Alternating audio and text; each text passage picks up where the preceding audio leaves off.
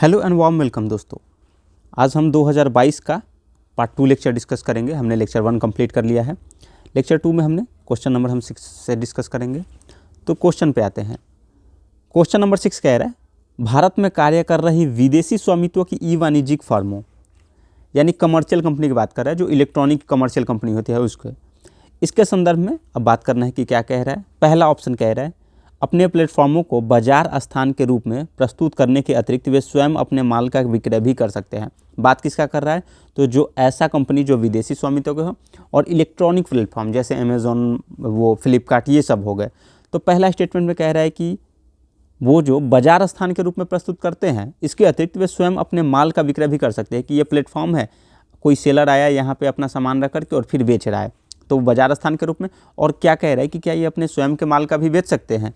दूसरा स्टेटमेंट कह रहा है, वे अपने प्लेटफॉर्मों पर किस अंश तक बड़े विक्रेताओं को स्वीकार कर सकते हैं, यह सीमित है क्या।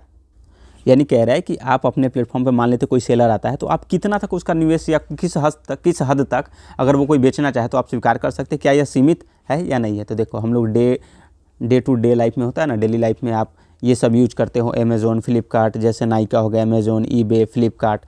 पर देखो, इससे क्वेश्चन आया तो कैसे आया कि हम इसके बारे में अगर नहीं पढ़े रहेंगे तो इसे आइडिया नहीं लगेगा कि भाई ये पूछ के आ रहा है, किस तरीके से हम इस क्वेश्चन को, जैसे कि ये कह रहा है कि क्या ये अपना सामान स्वयं बेच सकता है, तो कॉमन सेंस लगाने पे क्या लगेगा कि हाँ भाई वो तो अपना बेच ही सकता है। फिर वे क्या कहेंगे, वे अपने प्लेटफॉर्म पर किस अंश तक बड़े विक्रेताओं को स्वीकार कर सकते हैं। तो इससे रिलेटेड जितनी भी इन्फॉर्मेशन है देखेंगे, फिर क्वेश्चन पे आकर के डिस्कस करेंगे कि क्या कह रहा है। अब जैसे ये देखो, ये सब ई कॉमर्स कंपनी है, ठीक, ईबे, फ्लिपकार्ट, ठीक है। तो देखते हैं कि भारत में ई कॉमर्स के क्या क्या रूल है और ई कॉमर्स से संबंधित जितने भी इन्फॉर्मेशन है वो इस जगह पे पूरी तरीके से जान लेंगे, जो अगर अगली बार इससे रिलेटेड कोई भी क्वेश्चन आता है तो हम उसे सॉल्व कर पाने के योग्य होंगे, ठीक है। अब जैसे इसका एफडीआई पॉलिसी क्या है, प्रेस नोट देखेंगे कि ये क्या है प्रेस नोट, तो इससे संबंधित जो 2018 में आया था। Consumer protection e commerce rules 2020 क्या है, IT एक्ट क्या कहता है, ये सभी देखेंगे, ठीक। 2 मॉडल, यानी यही ई कॉमर्स नियमों की इजाज़त है। क्या है? पहला देखते हैं, मार्केट प्लेस मॉडल है, ये अलाउड है। मार्केट प्लेस मॉडल क्या है वो देखते हैं। यहाँ जैसे मान लेते हैं ये मार्केट प्लेस बाजार स्थान के रूप में। अब जैसे मान लो कि ये अमेज़ॉन का आपने एक प्लेटफॉर्म खोल दिया अमेज़ॉन। अब वहाँ पे कोई सेलर आया, बोला कि मैं अपना सामान जो है इस आपके प्लेटफॉर्म के माध्यम से सेल करना चाहता हूँ कंज्यूमर को, ठीक, कंज्यूमर को। तो इस संदर्भ में कह रहा है कि यहाँ 100% FDI की अनुमति है, यानी फॉरेन डायरेक्ट इन्वेस्टमेंट, जो फॉरेन से डायरेक्ट इन्वेस्टमेंट जो आता है उस पर 100% की अनुमति है FDI की। कंपनी सिर्फ बायर्स और सेलर्स को जोड़ती है। जैसे अब ये कंपनी है और इसको सिर्फ जोड़ेगी, ये खुद अपना सामान नहीं बेचती है। जैसे एग्जांपल में अमेज़ॉन और फ्लिपकार्ट हो गया, तो ये लोग अपना सामान नहीं बेचते हैं, बल्कि ये बस बायर और सेलर को कनेक्ट करते हैं। दूसरा है इन्वेंट्री मॉडल, यानी नॉट अलाउड है। इन्वेंट्री मॉडल अलाउड नहीं है। क्या है? पहला क्या था कि मार्केट प्लेस मॉडल, यानी बाजार स्थान के रूप में अलाउड है, वो भी 100% FDI है, ये ध्यान रखें। क्योंकि इस बार उसने क्या क्वेश्चन पूछा, उसने क्या कि बायर और सेलर को तो करता ही है, क्या वो अपना सामान बेच सकता है, तो ये अपना सामान नहीं बेच सकता। हमने क्वेश्चन में देखा था हमने। तो अब इंपॉर्टेंट हो जाता है कि क्या ई कॉमर्स में FDI की अनुमति कितनी है, तो 100% FDI की अनुमति है, ये ध्यान रखें। दूसरा इसका जो है इन्वेंट्री मॉडल नॉट अलाउड। अब इन्वेंट्री मॉडल के संदर्भ में तो ई कॉमर्स 2 नियमों पे काम करता है, ठीक, पहला मार्केट प्लेस मॉडल के रूप में और इन्वेंट्री मॉडल के रूप में। अब ये अलाउ नहीं है। क्या है? तो विदेशी कंपनियां खुद इन्वेंट्री खरीद करके रिटेल नहीं बेच सकती। अब मान लेते कोई अपना खुद का खरीदा और वो फिर उससे बेचने लगा, तो ऐसा नहीं कर सकता। 100% FDI B2C इन्वेंट्री मॉडल में प्रतिबंधित है। B2C का मतलब है कि आप पहले यहाँ से खरीदो और फिर कंज्यूमर को दो, तो ये एकदम प्रतिबंधित है, कतई नहीं है इसमें, ठीक। इसीलिए आप देखते होंगे कि अमेज़ॉन जो है, खुद अमेज़ॉन बेसिक सामान नहीं बेचती, फ्लिपकार्ट खुद अपना माल नहीं बेचता। आप कोई ब्रांड आता है तो उस पर थोड़ी ना लिखता है कि ये फ्लिपकार्ट का ब्रांड है या फिर ये अमेज़ॉन का है, कि उसका कोई अपना बनाया हुआ प्रोडक्ट है, नहीं। बस वो एक प्लेटफॉर्म के, वो एक माध्यम के रूप में काम कर रहा है। बाकी सामान बेचने और खरीदने का काम सेलर और कंज्यूमर का होता है। इन्वेंट्री रखने पर पूर्ण प्रतिबंध है। जैसे प्रेस नोट 2018 जो है, ये रूल है प्रेस नोट 2। FDI वाली e commerce entity sell not on inventory, यानी वो अपना सामान, खुद का सामान वो नहीं रख सकता है उस पर। जो आप मान लेते अमेज़ॉन कोई प्रोडक्ट बनाता भी होगा अमेज़ॉन ब्रांड से, तो वो इंडिया में ऐसा प्रेस नोट 2 2018 रूल कहता है कि आप अपना सामान अमेज़ॉन प्लेटफॉर्म जो इंडिया में यूज कर रहे हो उस पर नहीं रख सकते, उसके माध्यम से बेच नहीं सकते हैं। कोई भी प्रोडक्ट जो ई कॉमर्स कंपनी को कंट्रोल में हो, इन्वेंट्री माना जाएगा, FDI प्रतिबंधित है। तो जैसे हमने अभी बात किया ना कि मान लेते उसका कोई अपना प्रोडक्ट हो, वो ई कॉमर्स कंपनी के पास हो, पर वो उसके माध्यम से अपने वो प्लेटफॉर्म के माध्यम से नहीं बेच पाएगा। इंडिया में ऐसा रूल है। कौन सा रूल है? तो रिलेटेड किससे? तो प्रेस नोट 2 2018। अगर ये ई कॉमर्स से आए कि प्रेस नोट 2 2018 किससे रिलेटेड है, तो वो ई कॉमर्स कंपनी से रिलेटेड है। किसी एक सेलर पर 25% कैप रूल है, यानी मान लेते हैं ये प्लेटफॉर्म है, तो इस प्लेटफॉर्म पर कोई भी व्यापारी हो या ग्रुप हो, प्लेटफॉर्म पर कोई भी एक सेलर, उसका ग्रुप या कंपनी प्लेटफॉर्म की टोटल सेल्स का 25% से ज़्यादा नहीं बेच सकता है। आप मान लेते हो सेलर हो, अमेजॉन प्लेटफॉर्म के माध्यम से अपना सामान बेचना चाहते हो, तो आप पूरे जो व्यापार सिस्टम है उससे आप 25% से ज़्यादा नहीं कर सकते हो कि उसका टोटल सेल्स कितना हुआ, टोटल सेल्स का मान लेते हैं फ्लिपकार्ट पे 100% हो रही है, तो आप 25% से ज़्यादा का एसेट आप नहीं कर सकते, बाकी 75% और लोगों के लिए भी तो रहनी चाहिए ना। तो सेलर्स की संख्या पर कोई सीमा नहीं है, सिर्फ सेल्स शेयर पर सीमा है कि सेलर्स की संख्या कितनी भी हो सकती है, कितने भी लोग आकर के उस पर बेच सकते हैं। उसमें तो भाई कोई से लिमिट करोगे आप, किसकी मनाही करोगे, वो तो सबके लिए, ये तो एक इक्वलिटी की बात हो गई, समानता रहेगी। सिर्फ सेल्स शेयर पर सीमा है ताकि किसी का एकाधिकार ना हो जाए। अब मान लेते हैं ये सीमा ना रहे, कोई कहे कि मैं तो 75% सामान अपना बेचूंगा, उसी पे 75% हिस्से पे कब्जा कर लेगा 4-5 ग्रुप मिल करके, कंपनी मिल करके, तो फिर ये गड़बड़ हो जाएगी। इसी वजह से ऐसा है। यहाँ ध्यान दें, ये इन्वेंट्री जो है, इन्वेंट्री का मतलब होता है वस्तु। इस पे पूछा भी हुआ यूपीएससी, अदर भी PYQ यूपीएससी का क्वेश्चन है, तो ये खुद का बनाया हुआ ऐसा मालिया वस्तु। ठीक है, अब आगे देखते हैं। इक्विटी की बात करें, पार्टिसिपेशन रूल यानी वेंडर ओनरशिप रूल की बात करें कि मान लेते हैं कि ये अमेजॉन कंपनी है, अब इस पे आपका भी हिस्सा है, किसी आपके दोस्त का भी हिस्सा है, आप 2-3 लोगों ने मिल करके बनाया, तो जिनका भी शेयर है वो लोग भी इस पे सामान अपना सेल नहीं कर सकते। यदि ई कॉमर्स कंपनी किसी सेलर की होल्डिंग कंपनी में प्रत्यक्ष या अप्रत्यक्ष हिस्सा रखती है, ठीक है, सेलर के साथ कंट्रोल रिलेशनशिप में है, कि सेलर के साथ जो है कंट्रोल रिलेशनशिप में है, तो वह सेलर प्लेटफॉर्म पर नहीं बेच सकता। कि जैसे मान ले आप भी एक सेलर हो, आप अपना सामान बेचना चाहते हो और ये अमेजॉन कंपनी है, पर आपका जो है इसमें हिस्सेदारी भी है इसके मालिक के साथ, या आपका शेयर है उसमें, तो भी आप अपना सामान नहीं बेच सकते, ये ध्यान रखें। इसे रिलेटेड पार्टी सेलर रेस्ट्रिक्शन कहते हैं। उदाहरण के लिए अमेजॉन में क्लाउडटेल, भी एग्जांपल छोड़ दो आप, ये सिंपल बस एग्जांपल समझो कि अगर आप बेचना चाहते हो अमेजॉन में और आपका भी शेयर परसेंट उसमें है, हिस्सेदारी है, तो भी आप अपना सामान उस पर नहीं बेच सकते हैं। अब समझते हैं कैशबैक डिस्काउंट पर नियम, इससे क्या संबंधित नियम है, ई कॉमर्स के संबंध में समझते हैं। तो मार्केट प्लेस प्लेटफॉर्म अपने सेलर्स को प्रभावित नहीं कर सकता है। वो कहेगा कि भाई मैं ज़्यादा कैश छूट दे दूंगा, ये सब वो नहीं कर सकता। क्यों? क्योंकि वो बस एक प्लेटफॉर्म है, माध्यम है। जो सेलर है वो कहेगा कि भाई जितना छूट देना है मैं दूंगा, नहीं देना है मैं नहीं दूंगा। तो डीप डिस्काउंटिंग प्रतिबंधित है, उसमें भी डीप डिस्काउंटिंग प्रतिबंधित है। प्लेटफॉर्म खुद डिस्काउंट नहीं देगा, केवल सेलर से डिस्काउंट दे सकते हैं। ये बात ध्यान रखें, जो हमें डिस्काउंट देगा वो केवल सेलर से डिस्काउंट देगा। प्लेटफॉर्म कैसे देगा? उसका सामान थोड़ी नहीं है जो वो डिस्काउंट देगा। ठीक, अब देखते हैं एक्सक्लूसिव लॉन्च प्रतिबंध क्या है। तो foreign owned e commerce company जो है किसी भी ब्रांड के साथ एक्सक्लूसिव लॉन्च एग्रीमेंट नहीं कर सकती। ठीक, इसका एग्जाम्पल से समझते हैं। जैसे देखो, आप पहले मान लो स्वामी फ़ोन सिर्फ फ्लिपकार्ट पर मिलता था, अब अलाउड नहीं है। ये कह रहा है कि मान लो कोई ऐसा एक विदेशी कंपनी है, उससे अब ऐसा एग्रीमेंट कर ले कि भाई आपका जो भी प्रोडक्ट है वो केवल मेरे ही प्लेटफॉर्म पे बिकेगी और किसी प्लेटफॉर्म पे नहीं जाएगी। तो ऐसा एग्रीमेंट भी आप नहीं कर सकते, यानी एक्सक्लूसिव लॉन्च प्रतिबंध भी प्रतिबंधित, यानी बाह्य से जो आपका एग्रीमेंट करते हैं वो भी प्रतिबंधित है कि नहीं कर सकते। भाई उसको जहाँ मन है वहाँ बेचेगा, या फिर वो सभी के लिए उसके द्वार खुले हुए हैं। Fair and equal treatment rule की बात करें तो सभी सेलर्स को समान अवसर देना, किसी चुनिंदा सेलर को प्लेटफॉर्म से लाभ नहीं देना, सर्च रिजल्ट में प्रेफरेंस नहीं देना। कि अब जैसे मान लेते हैं, अब कोई सर्च किया कि मुझे ये शूज चाहिए, कुछ एक विशेष प्रकार की शूज चाहिए, पता चला कि वो एग्रीमेंट कर लिया नायका से, तो बार बार वो नायका का उसको शो करेगा, नायका का रेफरेंस देगा। तो इसकी भी मनाही है। प्लेटफॉर्म क्या करेगा, जिसकी भी उस टाइप की विशेष शूज़ की अगर अवेलेबल है, तो नायका का हो, एडिडास का हो, जिस भी कंपनी का हो, चाहे वुडलैंड का हो, चाहे कैंपस का हो, पूमा का हो, वो सब का सजेस्ट करेगा, केवल किसी एक विशेष कंपनी का सजेस्ट नहीं करेगा वो। ठीक, अगर 8 नंबर पॉइंट की बात करें, फुलफिलमेंट सर्विस रेस्ट्रिक्शंस, यानी वो जो सेवा दे रहा है, कि अब मान लेते हैं वो प्लेटफॉर्म जो सेवा दे रहा है, तो उसके लिए क्या वो कुछ रेस्ट्रिक्शन कर सकता है या नहीं कर सकता है, उसके संबंध में देखते हैं। तो मार्केट प्लेस का मतलब वही है कि बाजार का स्थान, यानी वो एक प्लेटफॉर्म है। तो अपने वेयर हाउस से, यानी गोदाम से जो है सेलर का सामान नहीं भेज सकता है। अपने वेयर हाउस से सेलर का सामान पता चला भेज दिया, ऐसा नहीं करेगा वो। ऑर्डर प्रोसेसिंग पर अनड्यू कंट्रोल नहीं रख सकता, कि कब देना है पेमेंट, कब क्या करना है, बकाया करना है, वो सब नहीं कर सकता वो। ये इतना इंपॉर्टेंट नहीं है, पर आप ध्यान दो। लॉजिस्टिक सर्विस चार्ज कर सकता है, कि ये ध्यान देने योग्य है कि अगर ई कॉमर्स कंपनी जो है वो लॉजिस्टिक सर्विस, यानी जितना उसको लागत लगा किसी सामान के डिलीवरी करने में, तो वो चार्ज कर सकता है, करेगा ही, ऑब्वियसली बात है, क्योंकि आपका सामान वो बेच रहा है। तो उस प्लेटफॉर्म से अगर कहीं दूर जाने में अगर चार्ज लगेगा तो तभी तो डिलीवरी चार्ज तो लेता ही है। वेयरिंग हाउस सर्विस प्रोवाइड कर सकता है। ठीक, अब शर्त क्या है, तो न्यूट्रल होना चाहिए कि भाई गोदाम का आपके वो आपके गोदाम से भी वो माल सप्लाई कर सकता है, पर वो न्यूट्रल रह करके जिसकी डिमांड होगी उसी को देगा वो, जिसकी मंगाई जाएगी उसी का देगा वो। कैश ऑन डिलीवरी अलाउड और डिसअलाउड? अलाउड है। मार्केट प्लेस सिर्फ पेमेंट कलेक्शन एजेंट बन सकता है। ध्यान दे, मान लो अमेजोन या फ्लिपकार्ट है, वो सिर्फ पेमेंट कलेक्शन एजेंट बन सकता है। मतलब अगर वो चाहे तो कैश, जैसे हम लोग कुछ ऑर्डर किए, कैश ऑन डिलीवरी लेना है, तो वो आएगा, कैश लेगा और जा करके फिर वो व्यापारी को, जो सेलर को दे देगा। वो बस कैश एजेंट के रूप में काम कर रहा है कि भाई ये लेने का काम है और उधर जा करके फिर दे देगा वो। अब अगर इससे संबंधित देखें consumer protection e commerce rules 2020 देखें, कंज्यूमर प्रोटेक्शन यानी उपभोक्ता सुरक्षा ई कॉमर्स ई वाणिज्य नियम देखें 2020, तो सभी ई कॉमर्स कंपनियों पर लागू है क्या? तो कंट्री ऑफ ओरिजिन दिखाना अनिवार्य है कि आप किस देश से बिलोंग करते हैं, कहाँ से आते हैं। ग्रेवियंस रेड्रेसल ऑफिसर अनिवार्य है कि उसकी जांच पड़ताल करने के लिए कि सिस्टम सही चल रहा है नहीं, वो एक ऑफिसर अनिवार्य होना चाहिए। अनिवार्य विषय बात कर रहा है, अनिवार्य एकदम। रिटर्न या रिफंड पॉलिसी स्पष्ट होनी चाहिए कि आपका क्या रिटर्न है। मान लेते कोई प्रोडक्ट ऑर्डर किए तो उसका रिफंड या रिटर्न पॉलिसी क्या है।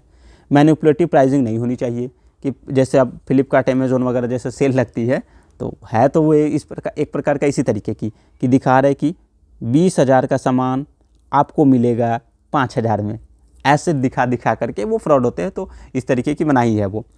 फ्लैश सेल्स जो अनफेयर हो, प्रतिबंधित है कि जो अनुचित तरीके से वो सेल किया जाए वो गलत है वो, ठीक, और वो प्रतिबंधित भी है। अब ये देखो B2B और B2C रूल्स क्या है, यानी बिजनेस टू बिजनेस और बिजनेस टू कंज्यूमर।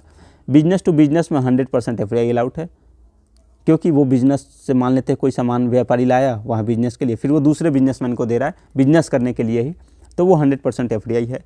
पर कहीं से बिजनेस से अगर कंज्यूमर में जा रहा है, अगर किसी के लिए खुद उपभोक्ता मंगा रहा है, तो उसमें 100% FDI अलाउड नहीं है, ठीक, वो FDI उसमें रेस्ट्रिक्टेड है। और ये तो हमने समझ ही गया कि प्राइवेट लेवल रेस्ट्रिक्शन क्या है। तो मार्केट प्लेस जो अपने खुद के ब्रांड नहीं बेच सकता, यानी प्राइवेट लेवल लगा करके यदि कंट्रोल या ऑनरशिप है तो भी ये प्रतिबंध हो जाएगा, ठीक। और ई कॉमर्स पॉलिसी ये तो मेन से रिलेटेड है कि डेटा का लोकलाइजेशन करे, कि उससे जितने भी डेटा रिलेटेड है डेटा वो भारत में ही वो उसका प्रोसेसिंग करे। एंटी काउंटरफिट रूल्स यानी उन मुद्रा का जाली फ्रॉड वो सब नहीं होना चाहिए। कंज्यूमर प्रोटेक्शन तो ये बात है कि उपभोक्ता का सुरक्षा जरूरी है। कंपटीशन न्यूट्रलिटी, जो कंपटीशन होना चाहिए वो न्यूट्रल होना चाहिए। घरेलू MSME को बढ़ावा, तो ये तो है ही।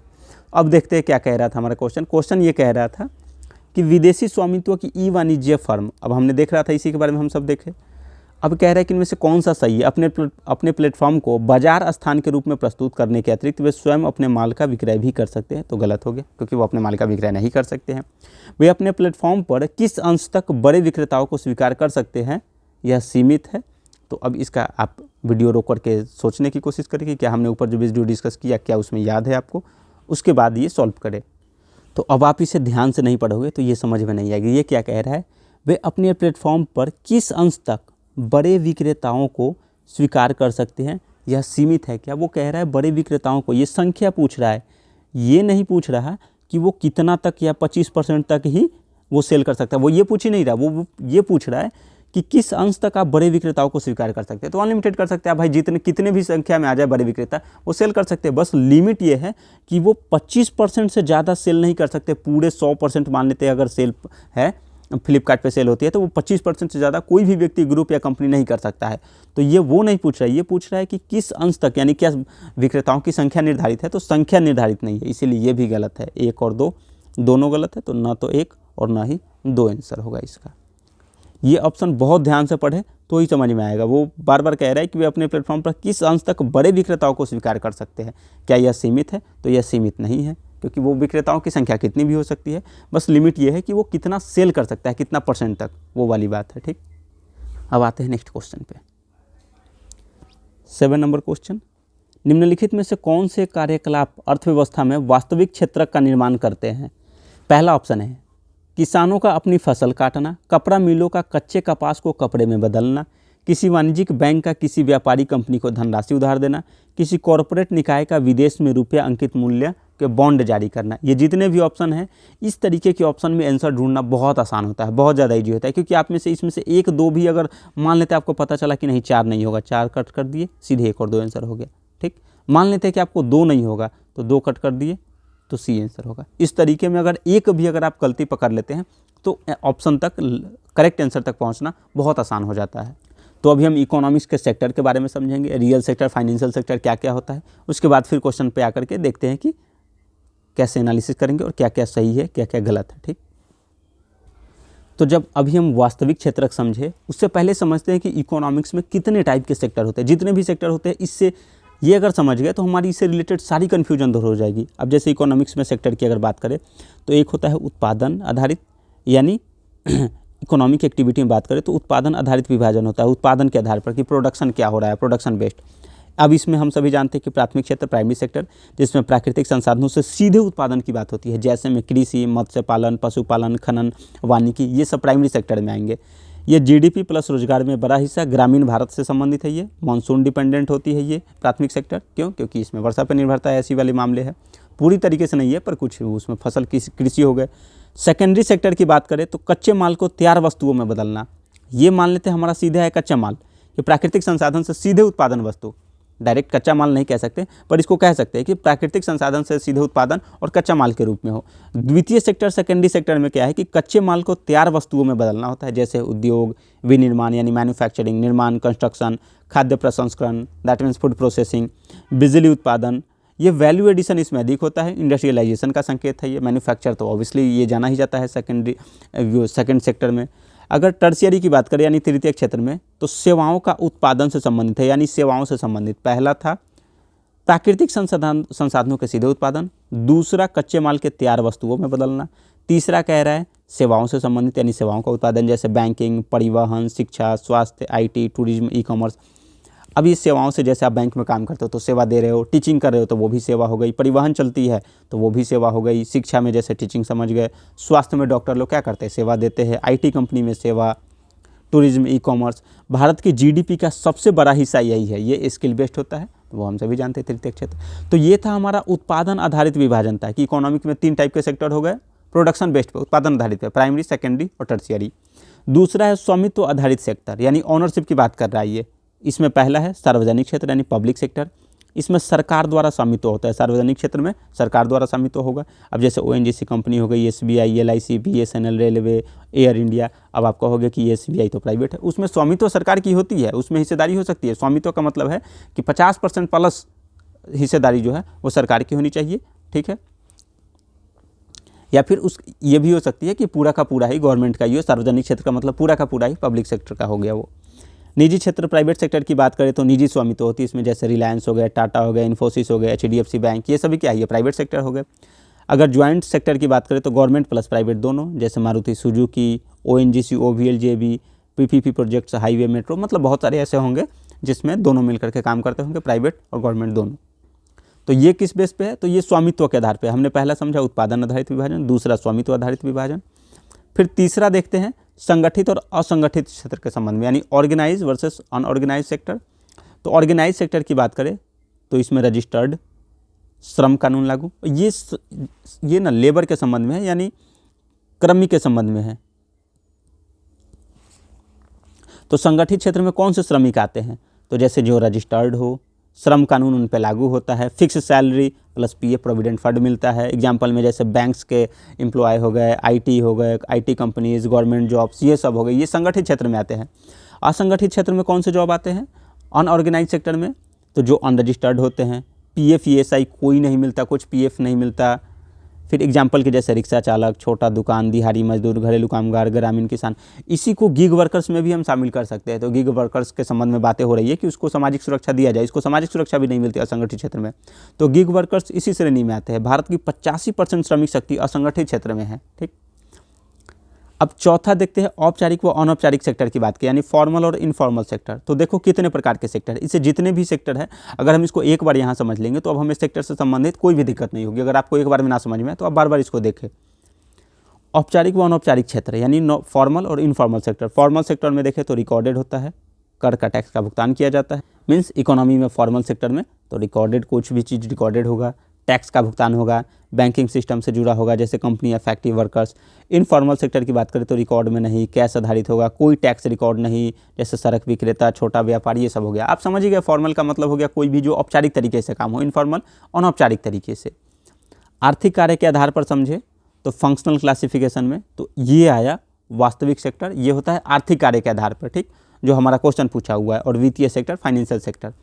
तो वास्तविक सेक्टर में क्या क्या आएगा, जीडीपी बनाने वाली गतिविधियाँ जैसे कृषि, उद्योग, सेवाएं, निर्माण, खनन, ये वास्तविक सेक्टर में आ गए। ध्यान दे, कृषि, उद्योग इंडस्ट्री, सेवाएं सर्विस, निर्माण मैन्युफैक्चरिंग, खनन यानी माइनिंग। वित्तीय सेक्टर में आएंगे क्या, तो मनी, क्रेडिट, बैंक, ये सब आएंगे। ये तो देखने से भी पता चल जा रहा है कि फाइनेंशियल सेक्टर में क्या आएंगे, तो आरबीआई, बैंक, एनबीएफसी का मतलब होता है non bank finance company, stock market, insurance. यह तुलना, अब देखिए, अभी उसको छोड़िए, अब ये देखते एक और रोजगार आधारित सेक्टर की बात करें एम्प्लॉयमेंट कैटेगरी के, तो एक होता है स्वयं रोजगार, सेल्फ एम्प्लॉयड, जैसे किसान हो गए, दुकानदार, टैक्सी ड्राइवर। किसान भी स्वरोजगार में आते हैं, ये आप ध्यान दें। नियमित वेतनभोगी, रेगुलर सैलरीड में प्राइवेट प्लस गवर्नमेंट एम्प्लॉयज, आकस्मिक मजदूर, कैजुअल लेबर, जो डेली वेजेस वर्कर्स होते हैं वो। तो अब हमने 6 तरीके से समझा कि इकोनॉमिक्स में सेक्टर हो सकते हैं। जैसे पहला इकोनॉमिक्स में ये उत्पादन आधारित, दूसरा स्वामित्व आधारित, तीसरा जो है संगठित और असंगठित क्षेत्र आधारित, चौथा औपचारिक और अनौपचारिक क्षेत्र से संबंधित, पांचवा आर्थिक कार्य के संबंधित जो हमारा यूपीएससी पीवाईक्यू पूछा है, और छठा जो है रोजगार आधारित सेक्टर। तो अब हम इसके बारे में डिटेल से जानते हैं कि आर्थिक कार्य के आधार पर जो है वास्तविक और वित्तीय सेक्टर की बात करते हैं। ठीक, अब जैसे देखो वास्तविक क्षेत्र क्या है। वास्तविक क्षेत्र वह हिस्सा है अर्थव्यवस्था का जो वास्तविक वस्तुएं और सेवाएं का उत्पादन करता है, जो रियल होती है। यह वह क्षेत्र है जहां असली आर्थिक गतिविधि होती है, जैसे उत्पादन हो गया, श्रम हो गया, फैक्ट्री हो गया, कृषि, खनन, सेवा, ये सब क्या हो गया, ये वास्तविक हो गए। यहाँ वास्तविक चीज़ें बनती है, अर्थव्यवस्था की असली ग्रोथ यहीं से आती है। अब वास्तविक क्षेत्र में क्या क्या आता है, तो कृषि क्षेत्र, एग्रीकल्चर, उसमें फसलें हो गए, पशुपालन, डेयरी, मत्स्य पालन, वानिकी। फिर औद्योगिक क्षेत्र की बात करें तो मैन्युफैक्चरिंग यानी विनिर्माण, निर्माण यानी कंस्ट्रक्शन, खनन, माइनिंग, बिजली, दैट मीन्स पावर सेक्टर। सेवा क्षेत्र की बात करें सर्विस की, तो शिक्षा, हेल्थ, आईटी, ट्रांसपोर्ट यानी परिवहन, बैंकिंग सर्विस के रूप में, फिर होटल, रेस्टोरेंट, संचार, व्यापार, ये सभी क्या हो गए, तो ये आ गए हमारे सेवा क्षेत्र के रूप में। ये रियल सेक्टर का ही बात हो रहा है अभी। ठीक, इन तीनों से मिलकर जीडीपी बनती है। वास्तविक क्षेत्र की प्रमुख गतिविधि की बात करें तो प्रोडक्शन होगा यानी उत्पादन, निवेश, दैट मीन्स इन्वेस्टमेंट, रोजगार अर्थात एम्प्लॉयमेंट, आय सृजन अर्थात इनकम जनरेशन, उपभोग अर्थात कंजम्पशन, निर्यात आयात अर्थात ट्रेड, और इंफ्रास्ट्रक्चर विकास। अगर वास्तविक क्षेत्र के संकेतक की बात करें तो आईआईपी यानी index of industrial production, PMI purchasing managers index, core sector output, GDP growth rate, agriculture output, service PMI, unemployment rate, capacity utilisation, private consumption expenditure, ये सभी कुछ इंडिकेटर है कि जो रियल सेक्टर से संबंधित है। कौन कौन से, तो आप एक बार दोबारा देख ले कि IIP index of industrial production की औद्योगिक उत्पादन से संबंधित कितना हो रहा है, उसमें क्या क्या कैसे हो रहा है, उसका इंडेक्स जारी करना। पीएमआई परचेजिंग मैनेजर्स इंडेक्स की कैसे कैसे सामान खरीदा बेचा जा रहा है वो।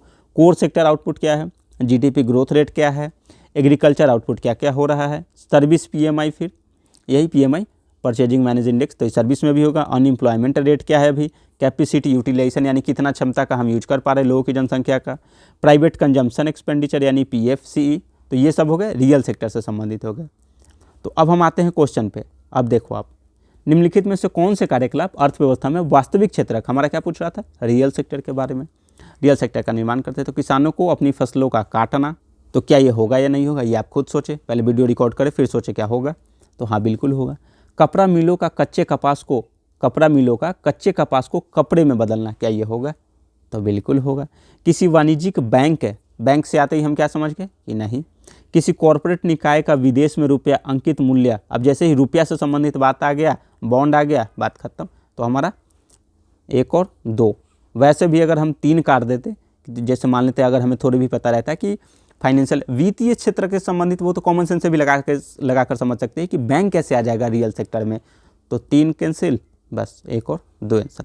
अभी हम वित्तीय क्षेत्र समझ लेते हैं जो हमारा बचा हुआ है। अब देखिए फाइनेंशियल सेक्टर की बात करें तो जहां पैसे का लेन देन, बचत, निवेश, ऋण, बीमा, स्टॉक ट्रेडिंग, फंड ट्रांसफर, जो मनी से रिलेटेड संबंधी हो। अब सरल भाषा में समझे तो यह वह तंत्र है जो लोगों, कंपनियों और सरकार को पैसे उपलब्ध कराता है। वित्तीय क्षेत्र में कौन कौन आता है, तो नियामक संस्था, रेगुलेटर, जैसे आरबीआई, बैंकिंग, एनबीएफसी भुगतान प्रणाली से संबंधित नियंत्रण करता है। सेबी शेयर बाजार, बॉन्ड बाजार का रेगुलेट करता है। आईआरडीएआई बीमा क्षेत्र का रेगुलेटर है वो। पीएफआरडीए पेंशन सेक्टर का है। एफएसडीसी समन्वय निकाय है। नाबार्ड या एनएचबी, ये सब है। अब आप ये सभी जब आप इकोनॉमिक्स पढ़ेंगे तो उसमें समझ जाएंगे कि सेबी, आईआरडीए क्या है, पीएफआरडीए क्या है, एफएसडीसी क्या है, नाबार्ड क्या है, एनएचबी क्या है, नेशनल हाउसिंग बैंक। ठीक, वित्तीय क्षेत्र के प्रमुख बाजार की बात करें तो मनी मार्केट, कम अवधि के लोन देते हैं, जैसे ट्रेजरी बिल्स हो गए, सर्टिफिकेट ऑफ डिपॉजिट, सीओडी जिसको कहते हैं, CP कमर्शियल पेपर, और कॉल या नोटिस मनी। ये सभी आप जब मनी मार्केट पढ़ेंगे तो बैंकिंग और मनी पढ़ेंगे तो इकोनॉमिक्स में डिटेल में पढ़ना है, ठीक। तो मनी मार्केट में ये आ जाएंगे। कैपिटल मार्केट की बात करें, लंबी अवधि में ये लोन देता है तो शेयर्स हो गए, डिवेंचर्स हो गए, corporate bonds, IPO, initial public offering या फाइनल पब्लिक ऑफरिंग है। फॉरेक्स मार्केट की बात करें तो इनर यानी रुपया, USD डॉलर हो गया है, यूरोपीय यूनियन का UR हो गया, GBP ट्रेडिंग ये सब हो गया। डेरिवेटिव मार्केट की बात करें, डेरिवेटिव्स की सॉरी, तो इसमें फ्यूचर हो गए, ऑप्शंस हो गए, ठीक। वित्तीय क्षेत्र की मुख्य भूमिका की बात करें तो बचत को क्या है, ये निवेश में बदलना। जैसे आप मान लो आपके पास बचत किया हुआ है कि आपने 1 लाख रुपये बचत करके रखा हुआ है, तो आप शेयर मार्केट में निवेश कर दिया, कहीं भी निवेश कर दिए, तो वही कह रहा है कि बचत को निवेश में बदलना। ऋण उपलब्ध कराना, ऑब्वियसली बात है, बैंक ऋण देता है। जोखिम प्रबंधन, रिस्क मैनेजमेंट, अब मान लो कहीं आप शेयर खरीद रहे हो, बेच रहे हो, तो उसमें होगा। भुगतान प्रणाली, पेमेंट सिस्टम। पूंजी निर्माण, कैपिटल फॉर्मेशन का इसमें होता है। व्यापार और उद्योग को समर्थन प्रदान करता है, ऑब्वियसली बात है, पूंजी नहीं रहेगा तो कैसे समर्थन प्रदान करेंगे। विकास परियोजनाओं को धन उपलब्ध कराता है। तो ये है हमारा फाइनेंशियल सेक्टर। इतना डिटेल में इसलिए पढ़ रहे हैं क्योंकि हो सकता है वो इस बार रियल पूछा है, नेक्स्ट टाइम फाइनेंशियल सेक्टर पूछ ले, उसमें कुछ ज़्यादा डिटेल पूछ ले तो पढ़ना पड़ेगा हमें, ठीक। बाकी इसका हमने आंसर देख लिया था कि केवल 1 और 2, फसल काटना वाला और कपड़े मिलों में बदलना वो वाला था। तो अब जैसे इसमें अप्रत्यक्ष अंतरण की बात कर रहा है, इसको फिर पढ़ते हैं कि भारत के संदर्भ में हाल ही में जनसंचार माध्यमों में अक्सर चर्चित, यानी जो करंट में चर्चा में रहा है, इनडायरेक्ट ट्रांसफर, अप्रत्यक्ष अंतरण, अंतरण का मतलब ट्रांसफर, को निम्नलिखित में से कौन सी एक स्थिति सर्वोत्तम रूप से प्रतिबिंबित करती है। पहला ऑप्शन है हमारा, कोई भारतीय कंपनी जिसने किसी विदेशी उद्यम में निवेश किया है, मतलब मान लेते हैं ये इंडियन कोई कंपनी हो और ये फॉरेनर में निवेश किया हो इसने, और अपने निवेश पर मिलने वाले लाभ और जो उसको निवेश पर जो लाभ मिला, ठीक, मान लेते हैं प्रॉफिट मिला, उस बाहरी देश को कर अदा करती है। तो अब इस पे जो लाभ मिला है इस पे जो कर अदा करेगा, तो क्या वो इनडायरेक्ट ट्रांसफ़र है? तो ये तो हम सभी जानते हैं इनडायरेक्ट ट्रांसफ़र कैसे हो जाएगा, ये तो डायरेक्ट वाला मामला हो गया। दूसरा कह रहा है कोई विदेशी कंपनी जिसने भारत में निवेश किया, और मान लेते हैं ये फॉरेनर, और इंडिया में निवेश किया, ठीक, यहाँ इन्वेस्टमेंट किया, अपने निवेश से मिलने वाले लाभ और इससे जो लाभ मिला प्रॉफिट, बस यही है, उसका उल्टा दिया हुआ है प्रॉफिट, अपने आधारभूत देश को कर अदा करती हो। तो ये अपने मान लेते हैं आधारभूत देश, अब जो लाभ मिला तो ये कर भी इसी को दे रहा है, तो क्या इनडायरेक्ट ट्रांसफ़र है? तो वो कैसे हो जाएगा? वो भी तो कहीं ना कहीं जो देश में डायरेक्ट अगर ट्रांसफ़र, डायरेक्ट अगर टैक्स, चाहे वो इस देश में दे, चाहे वो अपने देश में दे, चाहे मूल देश में दे, चाहे वो जहाँ लाभ कमाया वहाँ दे, वो तो डायरेक्ट दे ही रहा है, तो वो इनडायरेक्ट कैसे हो गया? सी में, कोई भारतीय कंपनी जो किसी बाहरी देश में मूर्त संपत्ति खरीदती है, अब मान लेते हैं जैसे इंडियन, वही फिर फॉरेनर, अब यहाँ मूर्त संपत्ति खरीदती है, बाई करती है, उनका मूल्य बढ़ने पर उन्हें बेच देती है। अब जैसे मान लेते हैं खरीदा और फिर जैसे उसका मूल्य बढ़ा तो फिर बेच दिया, ठीक, तथा प्राप्ति को भारत में अंतरित कर देती है, और जो इसे संपत्ति प्राप्त हुआ उसे भारत में ट्रांसफ़र कर दिया। तो क्या ये अप्रत्यक्ष ट्रांसफ़र है? तो अप्रत्यक्ष कैसे हो गया? ये तो इलीगल तरीके से हो ही नहीं रहा है, वो तो ये अप्रत्यक्ष है ही नहीं, क्योंकि इसने यहाँ खरीदा, फिर बाद में जब रेट बढ़ गया सेल करके अपने देश में दे दिया। तो दोनों देशों में अगर डायरेक्ट दे रहे हो, चाहे टैक्स दे, जैसे भी दो, अगर दोनों देशों को डायरेक्ट दे रहे हो तो अप्रत्यक्ष कैसे हो जाएगा? वो डी कह रहा है कोई विदेशी कंपनी शेयर अंतरित करती है, अब मान लेते हैं कि ये फॉरेन हो गए, FOR फॉरेन, शेयर अंतरित करती है, शेयर ट्रांसफ़र करती है, और ऐसे शेयर भारत में स्थित परिसंपत्तियों से अपना वस्तुगत मूल्य वो उत्पन्न करते हैं। तो अब ये कह रहा है जैसे मान लो ये फॉरेन कंपनी है, इसने इंडिया में क्या किया, निवेश किया, ठीक, पर वो जो अपना शेयर जो है वो ट्रांसफ़र कर रही है, वो शेयर कह रही है कि इस कंपनी को मैं अब किसी तीसरे कंपनी को शामिल कर रही है कि अब इस कंपनी का इस पे हक है, तो जो लाभ होगा वो इसे मिलेगा और ये कर देने से बच जाएगा। तो ये हुआ इनडायरेक्ट ट्रांसफ़र कि वो भाई डायरेक्ट इसका अपना टैक्स ना दे करके बीच में किसी तीसरे कंपनी को शामिल कर रहा है ताकि हमें जो टैक्स देना है वो बच जाए। उसी को टैक्स चोरी या बेस इरोजन प्रॉफिट शिफ्टिंग भी बोलते हैं, जिसका आधार ही खत्म हो गया कि उसको पता ही नहीं चला कि कौन कंपनी का मेन कंपनी कौन है।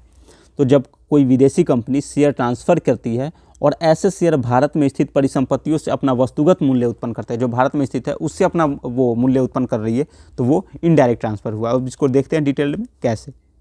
अब आप इससे समझो जैसे डायरेक्ट और इनडायरेक्ट ट्रांसफ़र क्या है। ये मान लेते हैं कोई देश A है और ये B है, इसने क्या किया, इसे कुछ सामान खरीदा और यहाँ टैक्स पे कर दिया, तो ये आप समझ गए कि डायरेक्ट हो गया कि बायर ने कुछ सामान खरीदा और डायरेक्ट यहाँ टैक्स पे किया या जो लाभ हुआ उसे दे दिया, तो वो तो डायरेक्ट हो गया। इनडायरेक्ट क्या होता है, अब देखो ये A है, ये B, ये C और ये D। अब देखो इसने क्या किया, पहले क्या किया, ये किसी माइनिंग कंपनी है D, उसको क्या किया, अपना ऑनरशिप दे दिया, सामान कहीं और से मान लेते हैं B से खरीदा और डी को ऑनरशिप दे दिया। अब फिर कह रहा है कि भाई इसको बेचो तो हम इसे वो ले लेंगे।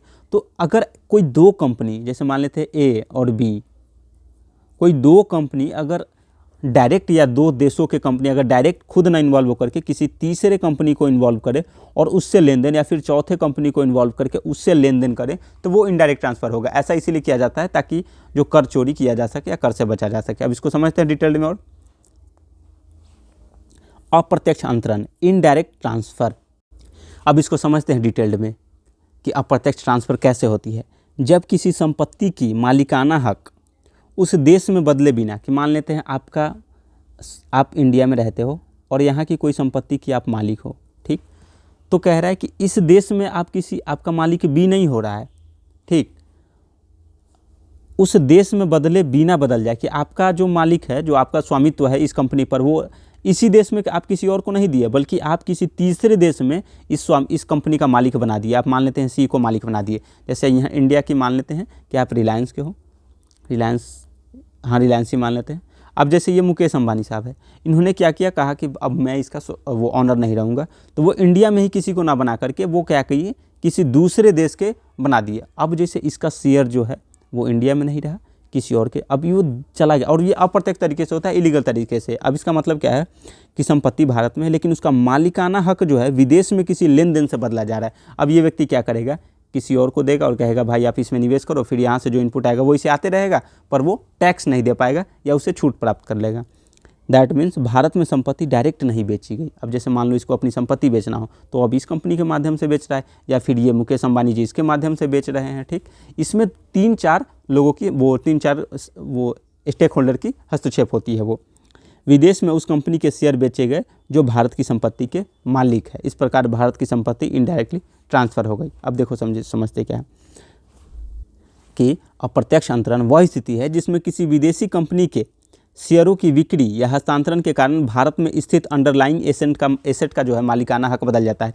कि जो अंतर्निहित है, कि मान लेते अपना ए हो लेकिन ये आप किसी कंपनी का मालिक हो, लेकिन आपने किसी विदेशी कंपनी को अपना मालिकाना हक ट्रांसफ़र कर दिया बी, तो अब आपका स्वामित्व इसके हाथों में चला गया। अब ये इनडायरेक्ट रूप से जो लाभ कमाएगा वो इसे मिलेगा, पर आप कहोगे ये तो मेरा कंपनी है ही नहीं। तो यही वाला मामला है।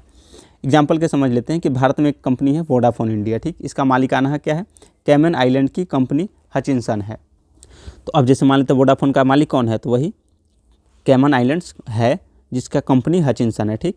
अब हचिनसन क्या करेगा, अपनी विदेशी कंपनी के शेयर जो है भारत के बाहर, मान लेते हैं अपने कैमन आइलैंड्स में वोडाफोन कंपनी को बेच दिया। अब भारत में कुछ भी डायरेक्ट नहीं बेचा गया, लेकिन हचिनसन ने विदेशी देश में शेयर बेचे। इन शेयरों की वैल्यू भारत में मौजूदा विशाल टेलीकॉम बिजनेस से जुड़ी थी, तो इसे भारत की संपत्ति का मालिक बदल गया, इनडायरेक्ट ट्रांसफर हो गया। इसे ही अप्रत्यक्ष अंतरण कहते हैं।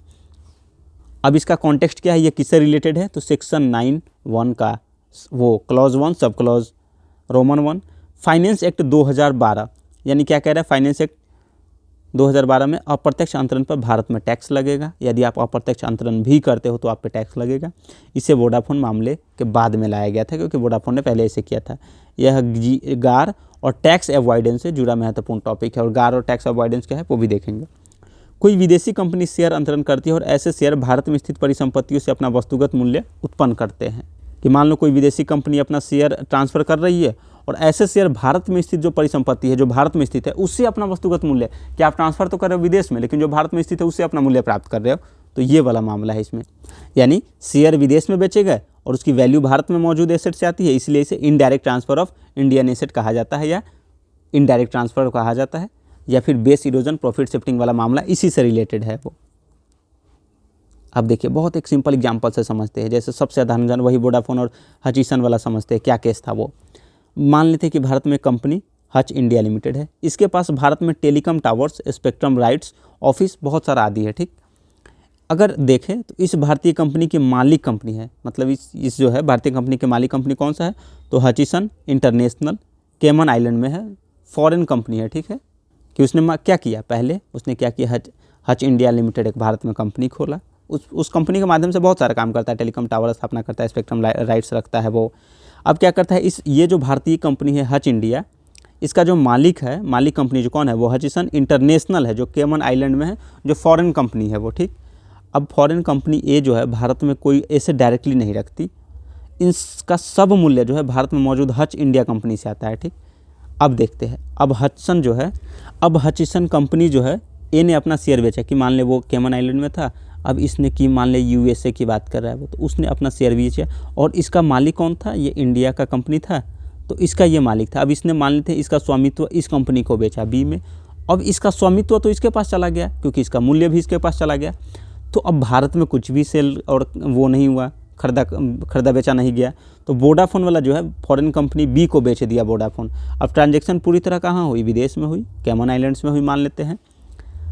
इंडिया में कुछ भी नहीं बेचा गया, इंडिया में कोई शेयर ट्रांसफ़र नहीं हुआ, लेकिन वोडाफोन को मिल गया हच इंडिया का पूरा कंट्रोल। अब मान लेते हैं यहाँ जो बी थी, अब इसका इस इंडिया कंपनी का इसको पूरा कंट्रोल मिल गया, लेकिन भारत में उसका कुछ नहीं हुआ, ट्रांसफ़र नहीं हुआ, क्योंकि जिस विदेशी कंपनी के शेयर खरीदे गए थे उसकी वैल्यू भारत में मौजूद टेलीकॉम बिजनेस थी। यही विदेशी शेयर जिनकी वैल्यू भारत की एसेट से आती है, indirect transfer of Indian asset कहलाता है। ये समझ गए होंगे आप कि यहाँ से ये खरीदा, पहले मालिक ये था, अब उसने किसी दूसरे देश को बेच दिया, पर अब इसका मालिक ये डायरेक्ट हो गया, लेकिन ये भारत में कुछ काम नहीं हुआ। ठीक, एक सीधा सा मामला यही है। जैसे भारत में एसेट हच इंडिया लिमिटेड संपत्ति,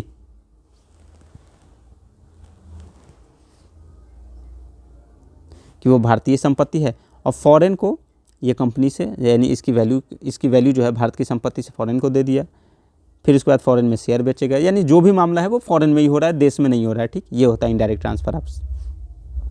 मैंने इतना डिटेल्ड इसीलिए बात किया क्योंकि जब आप आगे एक और क्वेश्चन आया हुआ है बेस इरोजन प्रॉफिट शिफ्टिंग, तो उसमें ये बहुत हेल्प करेगा कि ये कैसे 2-3 और देश जो है स्टेक होल्डर मिल करके इससे कैसे टैक्स चोरी करते हैं। ये तो हमने देख लिया था। इसमें क्या है कि इनडायरेक्ट ट्रांसफ़र का क्या मामला है कि वही जो अपने देश में कुछ भी ट्रांसफ़र ना हो। ठीक, अब आते हैं ये वाला मामला पे कि गार और टैक्स अवॉइडेंस से जुड़ा और BEPS क्या है, यानी बेस इरोजन प्रॉफिट शिफ्टिंग वाला मामला क्या है, इससे रिलेटेड समझ लेते हैं। BEPS का सरल और सटीक अर्थ समझे तो देखते हैं। जब मल्टीनेशनल कंपनीज टैक्स बचाने के लिए अपने असली मुनाफे यानी प्रॉफिट को जो है कम कर वाले देशों में दिखाती है, और जहां असली व्यापार हुआ वहां कम NIL टैक्स दिखाती है, यानी जो नेट आया वो कम दिखाती है। वो कि मान लेते हैं इंडिया में आया आपका 50% प्रॉफिट यहीं आ रहा है, पर आप दिखा रहे हो कि नहीं उस देश में कहीं और दिखा रहे हो, कहीं और देश में दिखा रहे हो।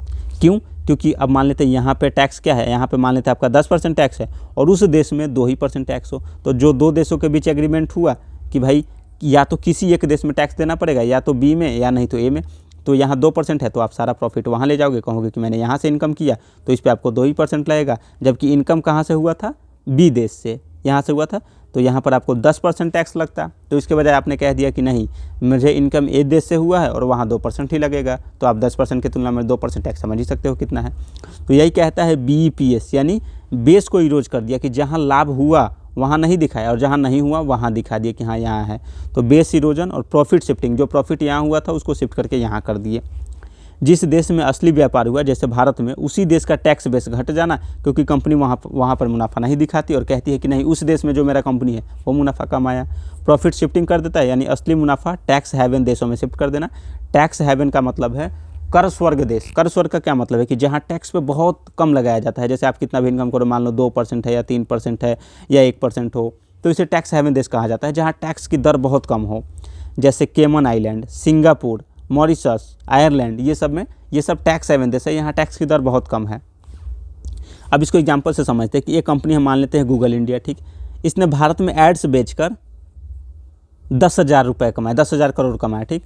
भारत में कॉर्पोरेट टैक्स कितना है, 30% है। अब ध्यान रखें 30% है। अगर गूगल भारत में प्रॉफिट दिखाएगा तो उसे 3,000 करोड़ टैक्स देना पड़ेगा, क्योंकि उसने 10,000 करोड़ कमाए हैं। 10,000 का 30% कितना हो गया, 3,000। लेकिन गूगल क्या करता है, गूगल इंडिया कहेगा कि हमने टेक्नोलॉजी जो है आयरलैंड की कंपनी से ली है। गूगल इंडिया भेज देता है 9,000 करोड़ आयरलैंड को। वो कहेगा जैसे अब मान लेते हैं यहाँ ए को कमा लिया 10,000 करोड़, ठीक, ये बी है, आयरलैंड वाला देश है, ठीक, नाम ही से रख देते हैं, जैसे ये इंडिया और ये मॉरिशस मान लेते हैं। तो इसने ये 10,000 करोड़ कमाया, तो अब कहेगा कि 9,000 करोड़ तो मैंने यहाँ से सामान खरीदा है, तो इसने 9,000 करोड़ का यहाँ भेज दिया। 1,000 करोड़ कहा कि यहाँ से इनकम हुआ है, तो 1,000 पे 30% ये देगा, ठीक। तो यहाँ इसको कितना 300 करोड़ देना पड़ेगा, जो पहले कितना देना पड़ रहा था 3,000 करोड़। और मान लेते हैं यहाँ इसने 9,000 भेज दिया, अब वहाँ है मान लेते हैं 1% टैक्स देना पड़ेगा, तो 9,000 करोड़ का 1% समझ लो कितना हो गया, 900 करोड़ हो गया। तो इसको टोटल 1200 ही देना पड़ा, जबकि देना कितना पड़ रहा था, 3000 करोड़ देना पड़ता। इसीलिए ये क्या करता है कि यहाँ 10,000 इनकम हुआ तो ये कहेगा नहीं 9,000 का तो मैंने सामान मॉरिशस से खरीदा था, इसीलिए 9,000 उसको पे कर देगा और कहेगा कि हम 1,000 आपकी यहाँ से अर्निंग किए हैं। तो 9,000 करोड़ आयरलैंड को मान लेते हैं रॉयल्टी पेमेंट के नाम पर भेज देता है। अब भारत में प्रॉफिट बचा सिर्फ 1,000 करोड़, टैक्स केवल 300 करोड़। फिर आयरलैंड में कॉर्पोरेट टैक्स मात्र 12.5% और कुछ जगह पर जीरो टैक्स है। असली कमाई भारत में हुई, प्रॉफिट आयरलैंड में दिखा दिया, भारत का टैक्स बेस इरोड हो गया। यही क्या है, BEPS यानी बेस इरोजन प्रॉफिट शिफ्टिंग है ये। अब इससे रिलेटेड क्या है, अब ये मामला कैसे किया जाता है वो देखिए। BEPS के लिए लोकप्रिय मेथड क्या है, तो ट्रांसफ़र प्राइजिंग मैनिपुलेशन, जैसे Google India royalty Google Ireland भेजकर प्रॉफिट शिफ्ट कर दिया कि ट्रांसफ़र प्राइजिंग मैनिपुलेट कर दिया वो। फिर ट्रीटी शॉपिंग कर लिया, जैसे इंडिया मॉरिशस ट्रीटी का दुरुपयोग, कैपिटल गेन टैक्स जीरो कर दिया वो कि हम मॉरिशस में टैक्स दे दिए तो यहाँ इंडिया में नहीं देंगे, ये वाला ट्रीटी का मामला हो जाता है। राउंड ट्रिपिंग कि ब्लैक मनी फिर मॉरिशस फिर FDI बनकर वापस भारत में, कि मान लेते हैं ये है, इसने क्या किया अपना प्रॉफिट शिफ्ट कर दिया यहाँ ये ब्लैक मनी के, फिर ये यहाँ से वाइट करेगा मॉरिशस में, फिर मॉरिशस से इंडिया में FDI के रूप में निवेश कर देगा, ऐसे वाला मामला हो जाता है। Location of intellectual property IP का, कि कंपनी IP अमेरिका में नहीं आयरलैंड में रखती है, रॉयल्टी वहीं जाएगी तो वहाँ टैक्स कम लगेगा। डबल नॉन टैक्सेशन यानी दोनों देशों में टैक्स ना लगे। थिन कैपिटलाइजेशन ये सब मामला के ये सब किससे रिलेटेड है, तो BEPS के लोकप्रिय तरीके हैं कि भाई आप ट्रांसफ़र प्राइजिंग मैनिपुलेशन से कर सकते हैं, ट्रीटी शॉपिंग यानी संधि शॉपिंग होती है वो, राउंड ट्रिपिंग से, लोकेशन ऑफ इंटेलेक्चुअल प्रॉपर्टी बौद्धिक संपदा से, डबल नॉन टैक्सेशन वाली, फिर थिन कैपिटलाइजेशन यानी मतलब सब्सिडियरी को लोन दे दिया गया, ह्यूज इंटरेस्ट रिडक्शन और प्रॉफिट घट गया। फिर कैश बॉक्स कंपनीज यानी सेल कंपनीज जिनका रियल बिजनेस नहीं, सिर्फ टैक्स बचाने के लिए, अब वो केवल पेपर पे दिखाएंगे कि मेरा ये काम है पर रियल में होता नहीं है। BEPS किसने शुरू किया, बेस इरोजन प्रॉफिट शिफ्टिंग वाला, तो OECD organisation for economic cooperation and development यानी G20 देशों ने भी इसे अपनाया। बेस इरोजन प्रॉफिट शिफ्टिंग किसने शुरू किया, इसका ये मतलब है कि भाई बेस इरोजन प्रॉफिट शिफ्टिंग को कम किया जाए, इसीलिए ये शुरू किया गया, क्योंकि पहले टैक्स चोरी ज़्यादा होती थी, ऐसा प्रॉब्लम ज़्यादा होते थे, इसीलिए BEPS शुरू किया गया।